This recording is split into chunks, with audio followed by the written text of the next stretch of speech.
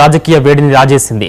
రేపటి నుంచి ప్రారంభం కానున్న సభల నేపథ్యంలో విపక్షాలు తొలుత నిరసన తెలిపి ఆ తర్వాతే భేటీకి హాజరయ్యాయి. అయితే లోక్సభలో ఎలాంటి అధికారిక గుర్తింపు లేనప్పటికీ టీఎంసీ చీలిక వర్గాన్ని ఎన్సీపీఐలో చేరిన రెబల్ ఎంపీలను అఖిలపక్షానికి ఆహ్వానించడంపై తృణమూల్ కాంగ్రెస్ తీవ్ర అభ్యంతరం వ్యక్తం చేసింది. ఈ కీలక సమావేశానికి కేంద్ర మంత్రులు రాజ్నాథ్ సింగ్, జేపీ నడ్డా, కిరణ్ రిజిజు హాజరయ్యారు. ఏపీ నుంచి టీడీపీ తరపున ఎంపీ లావు కృష్ణదేవరాయలు, జనసేన నుండి బాలశౌరి హాజరు కాగా బీఆర్ఎస్ తరపున వద్దిరాజు రవిచంద్ర పాల్గొన్నారు. సభలు సజావుగా సాగేందుకు ప్రతిపక్షాలు సహకరించాలని పార్లమెంటరీ వ్యవహారాల మంత్రి కిరణ్ రిజిజు కోరారు.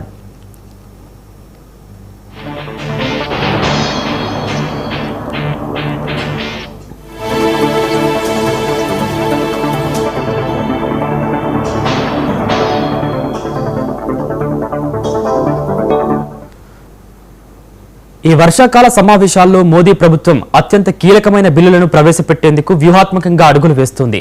మహిళా రిజర్వేషన్ బిల్లు అమలు, 130వ రాజ్యాంగ సవరణ బిల్లుతో పాటు దేశవ్యాప్తంగా నియోజకవర్గాల పునర్విభజన బిల్లును సభ ముందు తెచ్చేందుకు కేంద్రం సిద్ధమైంది. రాజ్యాంగ సవరణలకు అవసరమైన 2/3 వంతు మెజార్టీకి ఎన్డీఏ కూటమి దాదాపు చేరువ కావడంతో బిల్లుల ఆమోదం సులువయ్యే అవకాశాలు కనిపిస్తున్నాయి. మరోవైపు ప్రజా సమస్యలపై అధికార పక్షాన్ని గట్టిగా నిలదీసేందుకు విపక్ష కూటమి సమాయత్తమైంది. కాగా ఈసారి సభలో సభ్యులెవరూ స్మార్ట్ పరికరాలు వాడకూడదని కేంద్రం కొత్త దిశానిర్దేశం చేయడం విశేషం.